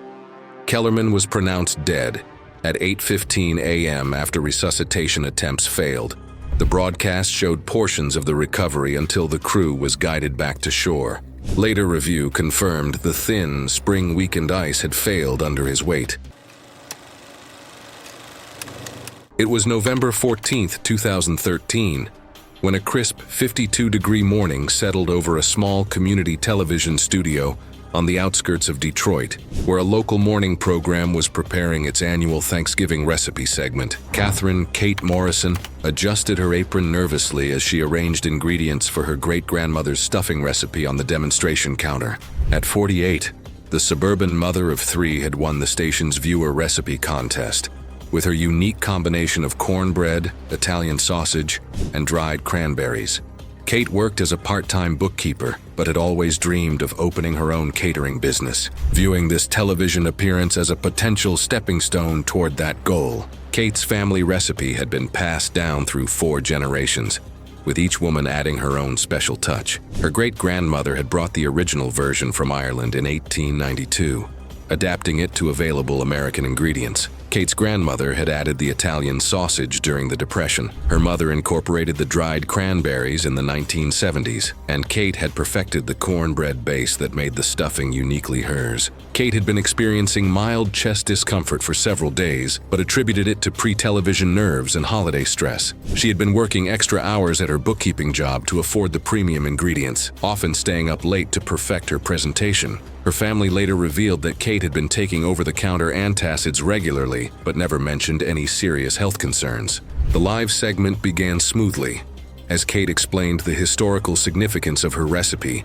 while efficiently combining ingredients. Her natural warmth impressed the hosts, who commented on her potential for a cooking show of her own. Kate beamed with pride as she described how each generation had contributed to the recipe's evolution. Midway through the demonstration, Kate began perspiring heavily. Despite the studio's cool temperature, she paused briefly to wipe her forehead with a kitchen towel, joking about the hot studio lights making her nervous. The hosts laughed along, not recognizing the early signs of cardiac distress. Kate continued mixing, but her movements became increasingly labored, and her breathing grew shallow. As Kate reached for the final ingredient, dried cranberries, she suddenly gripped the edge of the counter, and her face contorted in pain. She attempted to continue the demonstration, but her left arm went numb and she dropped the measuring cup, scattering cranberries across the studio floor. Kate's complexion had turned ashen, and she was struggling to speak. Kate collapsed behind the demonstration counter, suffering a massive heart attack while the segment was airing live on the small community station. The cameras continued running for several seconds before the control room cut to a standby graphic. Paramedics arrived within 4 minutes, but she had already gone into cardiac arrest. Despite sustained resuscitation efforts, she was pronounced dead at a nearby medical center about 45 minutes later. The station later confirmed that several viewers had contacted their front desk after the broadcast cut abruptly. Kate's family struggled with the suddenness of her death and the fact that it unfolded publicly. The station quietly discontinued the annual recipe contest, and her family later contributed her stuffing recipe to a small memorial booklet shared within their community, with proceeds supporting local heart health programs. It was November 12, 2013 in Burlington, Vermont, as a sold-out audience filled a small community theater for the opening night of a production scheduled to be broadcast live on a local public access channel. The theater seated just 150 people, with a fixed camera mounted at the rear of the auditorium to capture a wide view of the stage. The broadcast was simple and unedited, intended to showcase local arts programming rather than provide polished coverage. Above the stage, a counterweight rigging system installed in the early 1980s supported several suspended set pieces, including a heavy canvas backdrop attached to a steel batten pipe. The rigging system had shown signs of wear for years. The backdrop used for the production had a history of drifting off alignment during rehearsals, occasionally requiring manual correction. A full replacement of the system had been discussed but postponed until the following year due to cost. In the meantime, the production moved forward with the existing equipment. Jonathan Mitchell, 52, served as the production's director and technical supervisor. Throughout the evening, he remained in the wings, monitoring scene transitions and the position of the backdrop. During the first half of the performance, the canvas shifted slightly off-center, but did not interrupt the action. The issue became more noticeable as the play approached its final act, where the backdrop framed a key scene. During the brief transition before the last act, Mitchell stepped onto the stage to make a final adjustment. The audience remained seated, and the camera continued rolling on the closed curtain and exposed stage area. Mitchell reached upward, grasping the lower edge of the batten pipe to pull the backdrop back into position. As he applied pressure, the rigging cable supporting the pipe failed at a visibly worn section. The steel batten dropped suddenly, bringing the attached canvas down with it. The falling assembly struck Mitchell across the upper body and shoulders, driving him hard onto the stage floor beneath the weight. From the wide camera angle, viewers saw the backdrop collapse and Mitchell disappear beneath it. The sound of the impact carried through the auditorium as the audience reacted instinctively, some rising from their seats as others froze in place. Actors waiting in the wings rushed forward, and several crew members moved to lift the fallen pipe and canvas. The broadcast continued for several seconds, showing the confusion on stage, before the image cut abruptly to a static slate and then went dark. Emergency services were called immediately. Crew members managed to raise the batten and clear the canvas, but Mitchell was unresponsive. Paramedics arrived within minutes and began treatment on the stage before transporting him to a nearby hospital. He was pronounced dead shortly after arrival. The medical examiner later ruled the death accidental, citing blunt force trauma and cervical injuries caused by impact from a falling rigid object. A subsequent inspection confirmed that the rigging failure originated at a section of cable that had been visibly frayed and under repeated load stress. The theater was closed indefinitely following the incident, and the remainder of the production was canceled. Local inspectors conducted a full review of the facility's overhead systems, identifying multiple safety deficiencies related to aging rigging equipment. It was February 2nd, 2016. The Atlantic winds swept across the volcanic cliffs of a remote Canary Island overlook, with deceptive calm, carrying salt spray and the promise of an approaching storm system that would claim a life before evening. Elena Mariana Mendez, 29, had spent 3 years covering routine weather segments from the safety of studio green screens, desperately seeking opportunities to demonstrate her capabilities as a field correspondent. Her colleagues described her as determined but inexperienced in dangerous field conditions, often volunteering for assignments others avoided to build her reputation. Coastal cliff reporting presents unique challenges where sudden crosswind and downslope gusts can create unpredictable forces exceeding 60 miles per hour. Professional field reporters typically use safety harnesses and work with experienced crews who understand environmental hazards, but Elena's network operated on limited budgets with minimal safety protocols. That morning, Elena received an assignment to cover an approaching Atlantic storm system from one of the Canary Islands' exposed clifftop overlooks. The network scheduled the segment as a live field report, broadcast in real time from the clifftop as the storm approached. The segment was designed to showcase the raw power of approaching weather, with producers specifically requesting dramatic visuals of Elena reporting against strong winds. Meteorological services had issued wind advisories warning of gusts up to 70 miles per hour, but network executives pressured Elena to proceed, emphasizing the competitive advantage of live cliffside coverage despite escalating conditions. Elena arrived at the location wearing standard business attire and worn, smooth, leather-soled dress shoes, carrying only a handheld microphone and earpiece. The clifftop overlook had no safety barriers, just a narrow ledge of volcanic rock overlooking a 120-foot drop to jagged coastline below. Her cameraman expressed concerns about the deteriorating conditions, hesitating alongside her as gusts grew stronger, but both ultimately deferred after producers reiterated their instructions over the earpiece. As the live broadcast began, wind speeds were already approaching dangerous levels. Elena positioned herself within 6 feet of the cliff edge, struggling to maintain composure as gusts whipped her jacket and forced her to widen her stance for stability. Producers, monitoring from the studio, encouraged her to move closer to the edge for more dramatic footage, prompting visible hesitation from both Elena and the cameraman as conditions worsened. A sudden, violent crosswind gust struck the clifftop with devastating force. Elena staggered sideways, her microphone scraping against volcanic rock as she fought for balance. The live camera captured her losing footing on the uneven stone as she slipped toward the edge, followed by a sudden spike in audio distortion before the feed cut away. Acting quickly, the cameraman left his filming gear and called for help from the cliff, though the remote terrain kept rescue personnel from arriving for 45 minutes.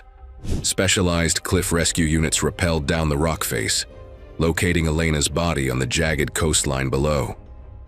She had suffered massive blunt force trauma from the approximately 120-foot fall, including skull fractures, spinal breaks, and internal organ rupture, with injuries described as non-survivable upon impact.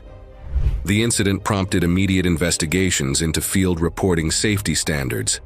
Elena's family filed wrongful death lawsuits against the television network, citing inadequate safety protocols and reckless endangerment, ultimately reaching confidential settlements. It was February 16, 2015, when 38-year-old Grant Nichols arrived at the demolition site in Dallas, Texas, for what should have been the culmination of 6 weeks of meticulous planning. Grant was a demolition engineer and explosives expert who had overseen 67 successful building demolitions during his 14-year career.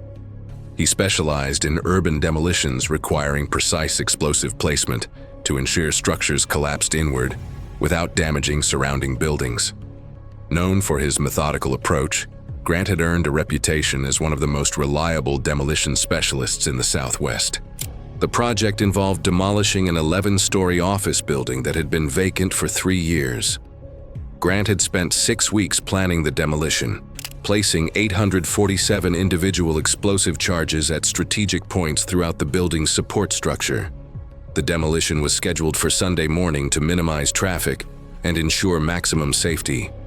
A 500-meter safety perimeter had been established, with police blocking roads and evacuating nearby buildings. Local news stations had been invited to broadcast the demolition live. Grant's observation position was in a reinforced command trailer located 550 meters south of the building. His wife, Rebecca, and their 8-year-old son, Tyle, were watching the broadcast from home. Grant performed his final safety check and initiated the firing sequence. The first series of explosions detonated on the building's ground floor as planned. The building's south side began collapsing inward as dust clouds billowed outward. An anomaly occurred. The building's north side failed to collapse as programmed, remaining partially standing while the south side fell. This created an unbalanced load that caused the remaining north structure to tilt southward rather than collapsing straight down. Grant immediately recognized the failure and shouted for everyone to move back. The tilting north section, approximately 6 stories of concrete and steel, weighing an estimated 2,400 tons, began falling southward like a toppling tree. The structure fell outside the planned collapse zone, aimed directly toward the safety perimeter, where emergency vehicles were positioned. Grant, realizing the danger to personnel, made the decision to leave the command trailer and run toward the perimeter to warn people. He exited the trailer and began sprinting north, waving his arms. The collapsing north section struck the ground approximately 480 meters from the original building footprint. The impact sent a pressure wave through the debris field, hurling concrete fragments and steel sections outward. A 12-foot length of number 11 rebar, weighing roughly 60 pounds, was launched by the force and struck Grant from behind while he was still running toward the perimeter. The bar hit across his upper back and neck at an estimated 30 miles per hour, severing his spinal cord at the C3 vertebra and fracturing his skull. Although the injury caused instantaneous loss of motor control, the remaining forward momentum carried his body several feet. Grant was thrown forward roughly 10 feet, his body tumbling across the ground before coming to rest face down. Television cameras had inadvertently captured Grant's final moments. Emergency personnel reached Grant, finding him unresponsive with no pulse. His neck was visibly deformed, and blood was flowing from his nose and ears. Paramedics began CPR, despite the obvious severity of his injuries. Grant Nichols was pronounced dead at the scene from a traumatic spinal cord transection and severe head trauma.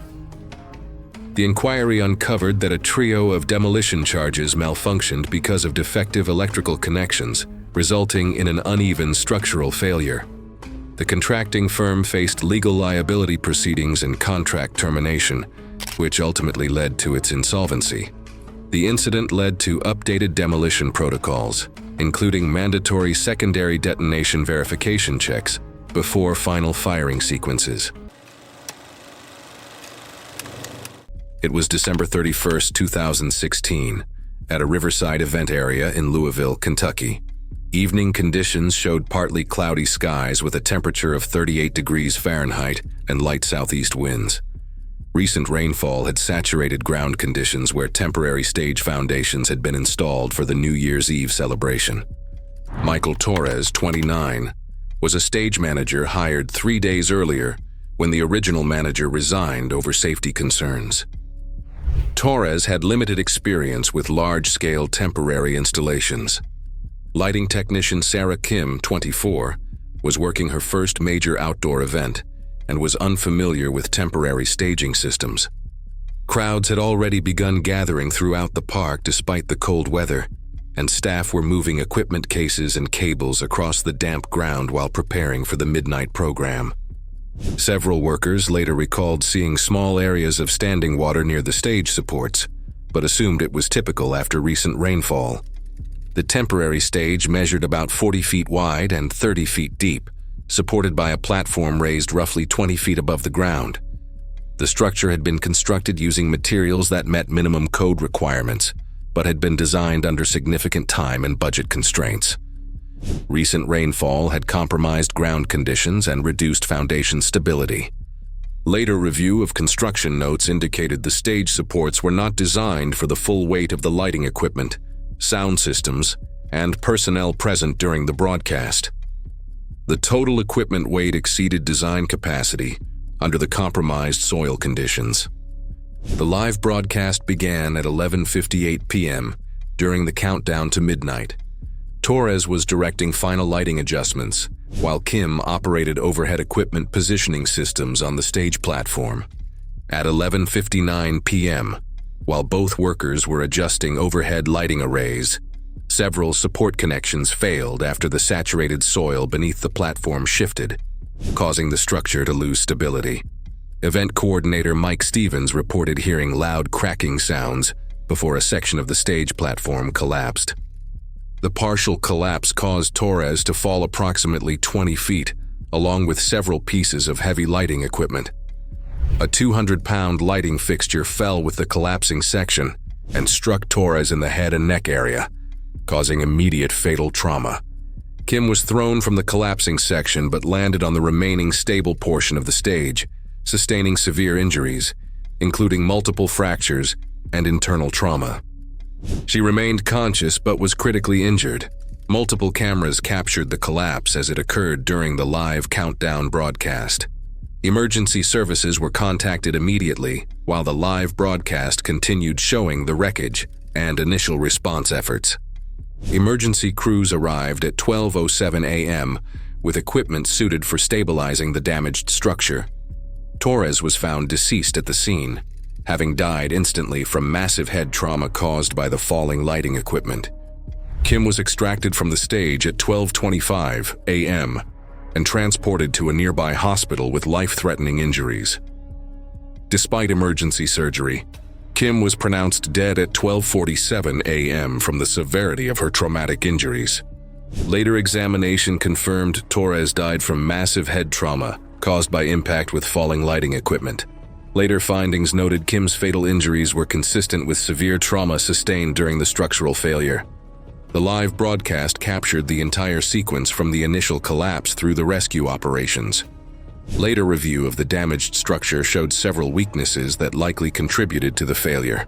The findings suggested the collapse was the result of overloaded equipment on unstable, rain-softened ground, leaving both workers with no chance of escape once the platform gave way. It was September 19, 2015, and the early autumn weather brought comfortable 68-degree temperatures to a small local educational studio in San Diego, where the program Science Explorers was filming a new segment on marine biology. The production area was modest and had recently been updated with new overhead lighting, including a large fixture positioned above the demonstration table. The lights had been installed only 2 weeks earlier, but the mounting hardware had already shown minor issues, including a slow downward tilt that several crew members had attributed to normal settling. Dr. Jennifer Walsh, 41, arranged a series of preserved marine specimens on the table as the camera operators completed their checks. A marine biologist with 15 years of field research, she had recently returned from an expedition documenting coral bleaching patterns.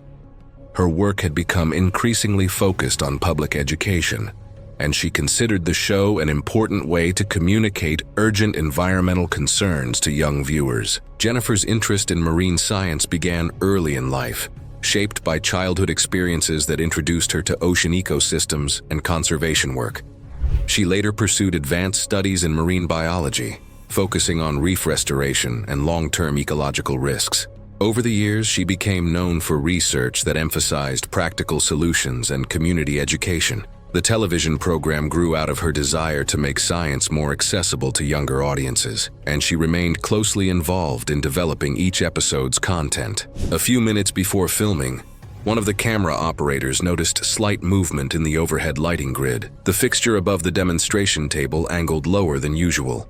Though it remained within what the crew believed was a safe position, the shift appeared subtle enough that no immediate action was taken, and production continued according to schedule. When the cameras went live, Jennifer began explaining coral ecosystem relationships with her usual clarity, using models and preserved specimens to illustrate how different species depended on one another. She moved around the table confidently, occasionally glancing toward the camera to emphasize key points for viewers. As she lifted a preserved sea turtle specimen to demonstrate adaptation strategies, the mounting bracket of the overhead fixture experienced a sudden mechanical failure. The hardware, already weakened by improper installation and minor stress on the grid, gave way without significant warning. The fixture fell directly toward the demonstration area from a height of several feet. The light struck Jennifer as she stood at the center of the table, causing her to collapse immediately onto the studio floor. The impact disabled the fixture's internal wiring, and the surrounding area went dim as the circuit tripped. Crew members rushed to her side and called emergency services within seconds, but she remained unresponsive. Paramedics arrived in just under 5 minutes and began assessment and resuscitation efforts. She was transported to a nearby hospital, where she was pronounced dead shortly after arrival due to severe head and upper body trauma consistent with a heavy impact accident. Following the incident, the station suspended all studio operations. OSHA investigators determined that improper mounting hardware and insufficient secondary safety supports had contributed to the equipment failure, where she was pronounced dead shortly after arrival due to severe head and upper body trauma consistent with a heavy impact accident. Unsupporting early career marine science educators was later created in Jennifer's name by colleagues who had worked closely with her on educational outreach. It was January 15, 2014, in Oklahoma City, as an ice storm crippled infrastructure across the city and forced local television stations to remain live under worsening conditions. By late afternoon, the station's building was running on partial backup power. Overnight freezing rain had caused repeated outages, and engineers had rerouted electricity to keep the newsroom operational. Portable heaters were placed beneath desks to offset the failed HVAC system, and extension strips were added to accommodate increased electrical load. The setup was temporary, rushed, and never intended for sustained live broadcasting. Patricia Rodriguez, 41, had been on air for hours anchoring storm coverage. She remained seated at the main desk as field reports cycled in, updating viewers on road closures and rolling blackouts.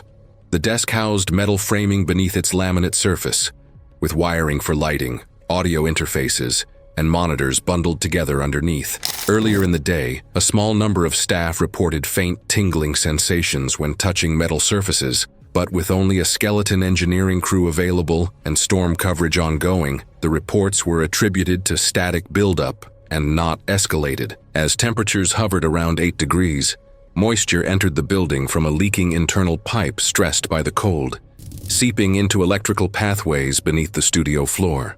Electrical logs later showed grounding irregularities forming gradually, not suddenly. Voltage fluctuations increased as heaters cycled on and off beneath the desk, drawing power from the same circuit as broadcast equipment. During the live evening segment, Patricia adjusted her posture repeatedly, shifting her arms and briefly rubbing her forearm against the edge of the desk.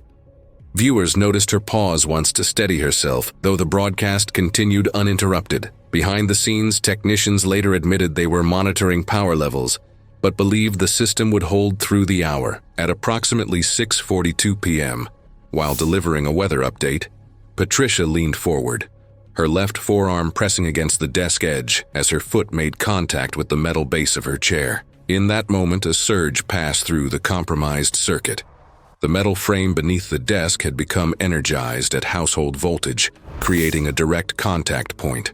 On live television, Patricia visibly stiffened. Her speech stopped mid-word. She attempted to pull back, but instead slumped forward, collapsing against the desk. The camera remained on the wide studio shot as confusion erupted off-screen. The co-anchor stood and moved toward her as the control room scrambled to cut away.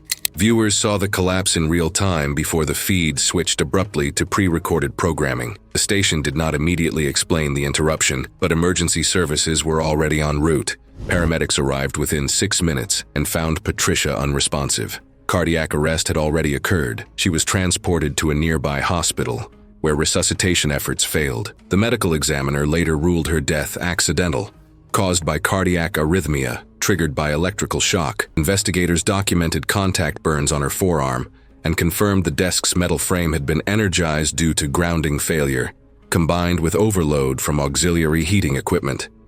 Because the collapse occurred on a live broadcast, recordings circulated briefly online before being removed. The footage showed the precise moment Patricia lost motor control, making it one of the rare fatal workplace accidents partially witnessed by a live television audience. The station was shut down for inspection. Regulators cited multiple electrical violations, including improper use of heaters, compromised grounding, and failure to suspend operations despite escalating risk. Patricia Rodriguez's death became a case study in broadcast safety training, demonstrating how layered, ignored hazards can converge on live television, with fatal consequences witnessed in real time. It was July 18, 2017. The medieval towers of Banska Štiavniča's historic castle complex cast long shadows across the cobblestone courtyard as afternoon tourists wandered through centuries-old corridors. Roman Hruška had discovered his passion for Slovak medieval history 3 years earlier. What began as weekend castle visits evolved into the 46-year-old's appearances on local TV and occasional regional broadcasts where he conducted walking tours for viewers across Europe. The segment that afternoon was airing live on regional television, broadcast in real time from the castle grounds. His insurance background gave him an eye for structural details, but his enthusiasm often overrode caution. Roman's signature move involved physically touching ancient walls and leaning against historical features to create intimate connections with the past for his audience. Medieval castles present unique hazards for modern visitors. Stone structures built centuries ago lack contemporary safety standards, with narrow passages, uneven surfaces, and deteriorating wooden elements that may appear solid, but are weakened over decades. That afternoon, Roman had convinced a security guard to allow him brief access to the castle's upper balcony, a section normally locked to public tours due to ongoing structural assessments. The wooden railing system dated to the 19th century and showed visible weathering, but Roman dismissed concerns as bureaucratic overcaution. He told his cameraman he wanted to show the panoramic view from the balcony's edge. Weather reports indicated recent heavy rains had saturated the region, potentially affecting wooden structures, but Roman and the crew were unaware of this. Roman positioned himself against the balcony's wooden railing, addressing his audience during a live broadcast while gesturing toward the courtyard below. He leaned backward against the barrier for dramatic effect, explaining the castle's defensive architecture to his engaged audience. The weathered railing fasteners began to pull free from their anchors under repeated pressure, creaking ominously. But Roman ignored the warning sounds, continuing his presentation while applying increasing force to the compromised railing system. And then, the wooden barrier gave way unevenly, the post pulling free from its anchors. Roman's full weight had been resting against the compromised railing when it failed, sending him tumbling backward into empty air, dropping nearly 40 feet. His body striking the stone courtyard with devastating force. Tourists in the courtyard screamed as Roman's chest hit the cobblestones first, followed by his head. The transmission ended abruptly moments later. A nearby tourist contacted emergency services, while onlookers remained with Roman until responders arrived. 12 minutes later, paramedics arrived and found that the injuries were fatal. The coroner's report determined Roman died from massive blunt force trauma. The castle immediately closed the upper sections for comprehensive structural review, discovering multiple areas with compromised wooden elements, and conducting an investigation into the guard's temporary access decision. The investigation resulted in the guard being fired for granting access in violation of safety protocols.